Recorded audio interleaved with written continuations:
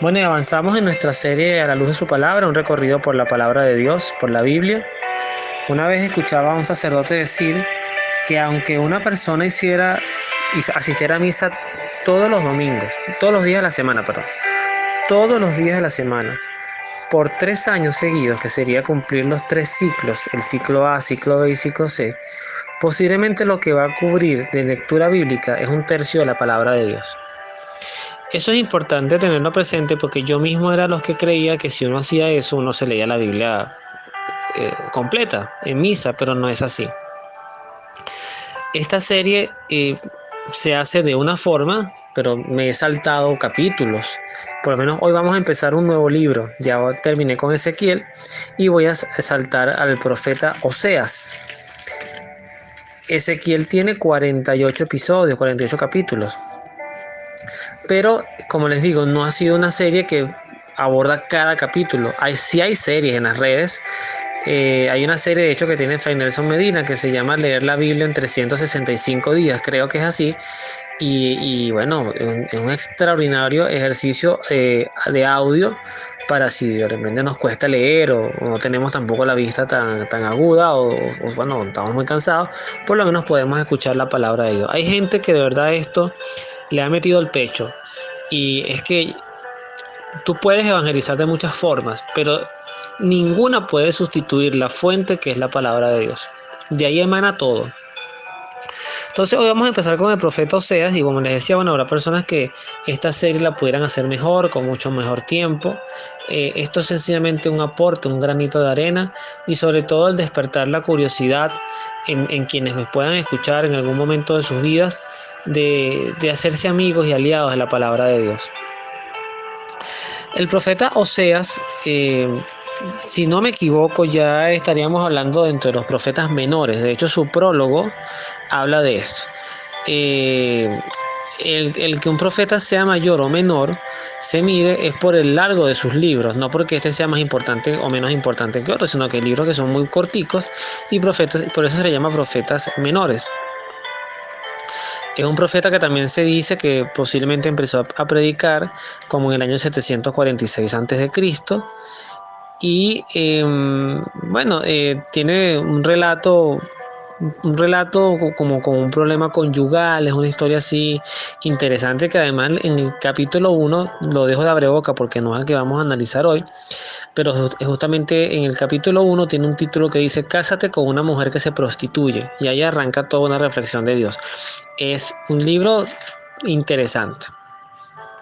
Pero hoy vamos a ver el capítulo 6. Ya posiblemente aquí vamos a dar unos saltos cuánticos. Fíjense que después de Oseas vendría Amós, que también es Joel. Después de Joel vendría Amós. Son libritos muy corticos. Y después vendría el profeta Jonás, que bueno, es muy conocido por el tema de la ballena y de Nínive. Y entre Amós hay uno que se llama Abdías, que también llegaremos a él, a ver qué podemos rescatar de estos libros en el sentido de la serie, no porque sean libros que no tengan contenido interesante, sino que en el propósito de la serie, bueno, a ver qué podemos ir fusionando con el Nuevo Testamento. En este capítulo 6 dice Oseas, el título es En su angustia me buscarán. Y la reflexión dice así, o el texto dice así. Vengan, volvamos a Yahvé, pues si Él los lesionó, Él nos sanará. Si Él nos hirió, Él vendará nuestras heridas. Dentro de poco nos dará la vida. Al tercer día nos levantará y viviremos en su presencia. Además hay una palabra de Dios, te alabamos Señor. Además hay una unión interesante, eso del tercer día con Jesús, ¿no? Al tercer día nos levantará y viviremos. Una alusión muy explícita o implícita, no sé cómo lo quieran ver, con la resurrección. Pero quiero un poquito detenerme, porque además hoy vamos a profundizar en la emocionalidad, en cómo manejamos nuestras emociones cuando no se cumplen nuestros caprichos o nuestros deseos a la luz de Dios. A mí me ha pasado muchísimo y yo recuerdo mi época universitaria de inicio, yo empecé estudiando psicología y terminé graduándome de administrador. Pero yo ya no hallaba qué prometerle a Dios para que me ayudara con mis estudios y cada vez salía peor en psicología, me fue muy mal a mí. La carrera es bellísima, y aplaudo y admiro a quienes la pudieron terminar y luchar y seguir adelante, pero a mí me costó muchísimo, que quizás ahí se vieron algunas debilidades que en el liceo no se veían, pero fueron luz en la universidad. Son experiencias que sin duda te hacen crecer y madurar. Eh, pero muchas veces se da que, bueno, que no, las cosas no se dan como uno quiere, los enfermos no se sanan cuando uno lo pide, los trabajos no llegan cuando uno los implora, los problemas con los familiares, con los hijos. Hoy por hoy, los padres tenemos mucho de qué preocuparnos con relación a nuestros hijos, muchísimo. Y les digo desde edades muy tempranas, muy tempranas. Mi hijo está en un tercer nivel de preescolar, lo que sería el equivalente a un grupo de 6 años, y ya empiezan a salir cosas que hay que estar alerta con él y también que puedan salir de él hacia otros. Ojo, porque no siempre nuestros hijos son las víctimas. Esto también tenemos que madurarlos como padres. Pero ya empiezan a haber conversaciones de identidad de género, ya empiezan a haber agresiones, juegos de manos, burlas, y eso es de muy temprana edad. Y eso no hay que verlo como cosas de niños, eso hay que irlo acompañando y corrigiendo a tiempo, porque los que han estudiado el tema de la psicosis o la gente que es así psicópata y que son homicidas y no sienten nada. Dicen que los primeros síntomas generalmente, o sea, las primeras cosas que uno ve en una persona que tiene esas conductas psicópatas es que, por ejemplo, de niños mataban animales, tenían placer, gusto en matar animales, gatos, aves, pisarlas y se reían. Y de ahí después, cuando son adultos y matan personas y no sienten nada, dicen, bueno, pero ¿qué pasó aquí? Bueno, es que ya había algunas señales que no supimos leer a tiempo. Entonces Dios, y yo he cansado de decirlo, Dios no es el genio de la lámpara, Dios no es el genio de Azkaban, creo que es el de Aladín, donde tú frotas y pides la cantidad de deseos ilimitados o 3 deseos y te los cumples sin cuestionarte nada. Porque Dios, principalmente como Dios es amor, como lo define San Juan, Dios nunca va a hacer algo que Él sepa que nos haga daño o que nos va a hacer daño, a pesar de que nosotros en nuestro presente y en nuestra mirada tan corta lo veamos como algo bueno.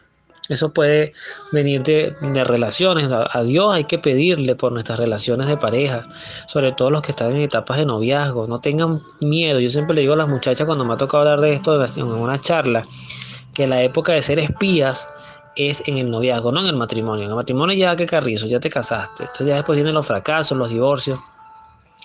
Pero en el noviazgo hay que ver todo, evaluar cómo se comporta con la mamá en la casa, si es ordenado, si es responsable, cómo trata a sus hermanos, si los tiene, porque todo eso va luego a derivar en lo que vas a convivir con esa persona. Es verdad, nunca conocemos a nadie totalmente, pero hay que profundizar.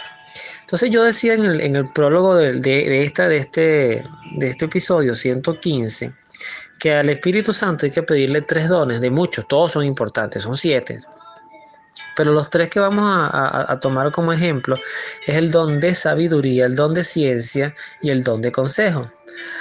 ¿Y por qué esto nos ayuda a regular nuestras emociones? Esto lo aprendí recientemente en un taller también de Fray Nelson, que de hecho estoy en curso, lo sigo viendo ahorita por YouTube. La sabiduría, porque hay que aprender a pensar como Dios, o permitir, mejor dicho, que el pensamiento de Dios fluya en nosotros. Es darle la autoridad a Dios de verdaderamente entrar como el único asesor y consejero de nuestras vidas. Yo muchas veces he hecho cosas malas y antes de hacerlas yo he tenido en mi conciencia, pero lo que falta es que me escuche la voz, pero sí he tenido en mi conciencia pensamientos muy fuertes que me han dicho no lo hagas. No lo hagas porque no está bien, porque no es correcto, porque te puede derivar en otras cosas peor, y yo no le he parado. Y no, esto es lo que yo quiero hacer y lo he hecho. Y me ha ido mal. En otras veces quizás no me ha ido tan mal al momento, pero al tiempo sí. Entonces uno tiene que permitir que esos pensamientos que emanan de nuestra conciencia, que yo estoy convencidísimo que Dios nos habla a través de ellos, fluyan y saberlos escuchar. La ciencia, el don de ciencia, a mí me sorprende mucho porque quizás es un don que por su nombre se malinterpreta. Pensamos en Charles Darwin o en Newton o qué sé yo, que vamos a ser científicos. Y el don de ciencia no tiene nada que ver con esto. El don de ciencia es saber ver los signos de los tiempos y saberlos leer, ver la presencia de Dios en la historia del mundo y ver las cosas que Él permite y las cosas hacia donde las quiere caminar. Y te sorprendería saber que, por ejemplo, María Santísima en el Magnificat, luego de que ella hace una pequeña reseña hacia ella, muy corta, un tercio prácticamente de lo que es el Magnificat, proclama mi alma la grandeza de Dios y se alegra mi espíritu en Dios mi Salvador, porque ha mirado la humillación de su sierva. Desde ahora me felicitarán todas las generaciones, porque el poderoso ha hecho obras grandes en mí. Su nombre es santo y su misericordia llega a sus fieles de generación en generación. Hasta ahí ella habla de ella, pero además lo hace con humildad. Pero luego de eso ella lo que hace es narrar cómo ha visto el paso de Dios en la historia de Israel. Él ha hecho proezas con su brazo, dispersa a los soberbios de corazón, derriba el trono a los poderosos, enaltece a los humildes, a los hambrientos los colma de bien, a los ricos los despide vacíos. Auxilia a Israel su siervo, como lo había prometido a nuestros padres, en favor de Abraham y su descendencia por siempre. Todo eso es una descripción del paso de Dios en la historia y por supuesto en la historia de ella también. Entonces, el cristiano, para el control de las emociones, no puede en ningún momento, no deberíamos, yo lo he hecho, por eso no se lo estoy diciendo como que yo estoy por encima de quien me escucha, pero no deberíamos reprocharle a Dios ausencia o no acción. Es que tú permitiste que a X personas que yo amaba, que era importante en mi vida, pues le pasara algo malo. A mí mismo me pasó algo malo, yo perdí la vista, me dio este cáncer, perdí mi trabajo, perdí mi familia, porque no me detuviste a tiempo. Esas cosas no se le ponen a Dios, porque fíjense ustedes, a los santos les pasaban cosas malas, pero los santos glorificaban a Dios aún en la adversidad.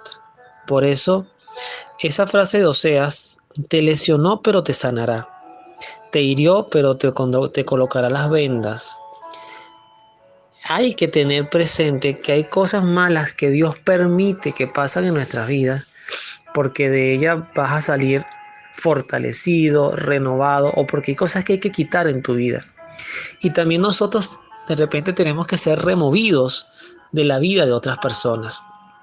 Eso es duro oírlo, pero a veces nosotros mismos le podemos estar haciendo enormes daños a nuestros hijos, a nuestras parejas, a nuestros vecinos, en nuestro trabajo. Y tenemos que ser nosotros los podados. Y de repente ese sacarnos de ese contexto no solamente va a aliviar a quienes hemos perjudicado, sino también nos va a permitir a nosotros renovarnos y repensarnos dónde estamos parados. Entonces, para esto lo importante es que a Dios hay que entregarle la vida completa. No te va a llevar como en un piloto automático, siempre el timón de tu vida lo vas a llevar tú, pero yo creo que la clave es saber escuchar esa vocecita de la conciencia y todo colocarlo previamente en oración. Yo he tenido logros en mi vida o proyectos que antes he colocado en oración. Algunos se han dado sumamente rápidos y hay otros que no se han dado. Por ejemplo, yo tengo más de un año haciéndonos una oración a Dios por una causa particular de crecimiento profesional y mira, mute total. Pero antes de eso, en otra realidad, en otro contexto, le había expresado algo muy similar y creo que no me demoré una semana en que se concretara y se diera un cambio que necesitaba en mi vida, también desde el punto de vista profesional. Entonces las cosas hay que entregarlas a Dios y que se vayan dando en su tiempo. Hoy surgen proyectos nuevos, interesantes, que además debo decir que mi esposa fue como profeta para eso, porque yo, por ejemplo, esto es otra cosa que se los cuento de manera anecdótica. Quienes me conocen saben que yo he trabajado animando fiestas, cantando y también en restaurantes. No es que lo he hecho por años, ni todos los viernes, no, ha sido trabajos muy esporádicos, pero me salí de mis trabajitos. Y yo hasta me compré una línea de teléfono nueva, yo decía, yo quiero seguir en esto, además esto me relaja, y nada, y publicidad por aquí, publicidad por allá, y nada. Pero yo soy administrador. Y bueno, resulta ser que de repente salen oportunidades de trabajo independientes, asesoramientos que no esperaba en mi vida y empiezan a llegar. Y oye, qué interesante, que no ponen en riesgo mi trabajo actual.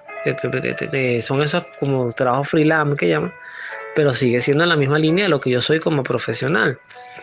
Entonces mi esposa me había dicho eso, no, o sea, no te encierres en una sola opción. Y tenía toda la razón. Entonces la vida también hay que aprender a verla con esa mirada. Por eso el tercer don del Espíritu Santo que les quería mencionar, además del don de sabiduría y el don de ciencia, es el don del consejo. Que también lo he dicho, porque así lo aprendí, no es que usted sea una persona que esté lleno de la sabiduría de Dios y por eso ahora anda aconsejando a todo el mundo. No, el don del consejo, su principal función es ser nosotros aconsejados por Dios, dejarnos aconsejar por Dios, tengas la edad que tengas. Y yo siempre insisto en esto porque la mayoría del público que tenemos en el grupo de WhatsApp, donde surge inicialmente estos audios y luego en YouTube, porque YouTube también te da estadística de las personas que escuchan los audios, son personas adultas de 40, 50, 60 para arriba. Los jóvenes no se ven muy atraídos por este tipo de audio. Entonces estamos hablando de una población ya madura, adulta, algunos ya serán abuelos, bisabuelos. Para ti también es esto, ser aconsejable, saber ver a Dios en el paso de la historia y nunca caer en la desesperanza, Dios se murió, Dios nos abandonó, no. Y pedirle al Espíritu Santo la sabiduría para que nuestros pensamientos coincidan con los pensamientos de Dios y con su voluntad. Por eso San Pablo nos lee en Romanos, ya para ir cerrando, una frase que además es muy conocida. San Pablo hace la pregunta: ¿quién nos separará del amor de Cristo? Eso está en Romanos 8, del 35 al 36. Vamos a leer ahorita. ¿Quién nos separará del amor de Dios? ¿Acaso las pruebas, la aflicción, la persecución, el hambre, la falta de todo, los peligros o la espada? Como dice la Escritura, por tu causa nos arrastrarán continuamente a la muerte, nos tratan como ovejas destinadas al matadero. Esta reflexión la hace Pablo del hombre hacia Dios. Mejor dicho, perdón, de Dios hacia el hombre. Nada nos apartará de su amor. O sea, Él nunca va a dejar de amarnos. Inclusive en el respeto de la voluntad de que alguien no quiera estar eternamente con Él, uno no puede llegar a decir que Dios odia al demonio o que Dios odia a los condenados. No, Dios en su naturaleza es amor. Estoy seguro que eso le entristecerá, no será indiferente ante esa ausencia eterna que tendrá de sus hijos, pero no llegará a odiar o decir, o sea, qué bueno que están en el infierno. O sea, eso nunca lo vamos a escuchar de Dios. Pero aquí también tenemos que voltear esta pregunta y hacérnoslas a nosotros mismos. ¿Qué nos apartará de amar a Dios? ¿Qué nos apartará de nosotros amar a Dios? ¿Acaso el que te pongan pruebas? ¿Acaso el que te aflijas? ¿Que te persigan? ¿Que tengas hambre? ¿Que te falte todo? ¿Que tengas muchos peligros o que te persiga la espada? Esa pregunta tienes que hacerla, porque si este Dios que tenemos, que además es el único, es tan incondicional con nosotros, pese a nuestras traiciones, caídas, ausencias o desprecios inclusive, cuánto más nosotros deberíamos ser con Él, que nunca nos va a traicionar, que nunca nos va a humillar, que nunca nos va a cuestionar, inclusive por supuesto que siempre nos va a sacar del pecado y nunca va a querer que estemos en pecado, pero que nos recibe como somos para transformarnos lo que podemos realmente ser, la mejor versión de nosotros mismos. Así que bueno, con esta reflexión seguimos caminando en su palabra, pidiéndole al Espíritu Santo el don de sabiduría, el don de ciencia, el don de consejo, para poder abrazar a Dios y caminar con mucha sensibilidad en un mundo que nos necesita, cristianos comprometidos y convencidos y fieles al amor de Dios. Cierro con una anécdota rapidito. Me contaba hoy mi hijo justamente que en su colegio un compañerito le decía que X persona, seguramente algún futbolista, era un dios. Y mi hijo le respondió, y se lo digo porque me siento muy orgulloso de esa respuesta. Le dijo, solamente hay un Dios. Está Dios y está Jesús. Fuera de eso, no hay otro Dios. Con 5 años para cumplir 6. Él tiene otras cosas que mejorar, pero eso a mí me llena. Y se los comparto porque sí, se me metió el papá orgulloso. Eso es posible. Háblenle a sus hijos de Dios, a sus nietos. háblenle a sus, pero no con fanatismo, no con una clase, convérsenle de un Dios que es vivo, que es persona y que les va a acompañar inclusive cuando nosotros ya no estemos presentes. Que Dios los bendiga, nos vemos en la oración.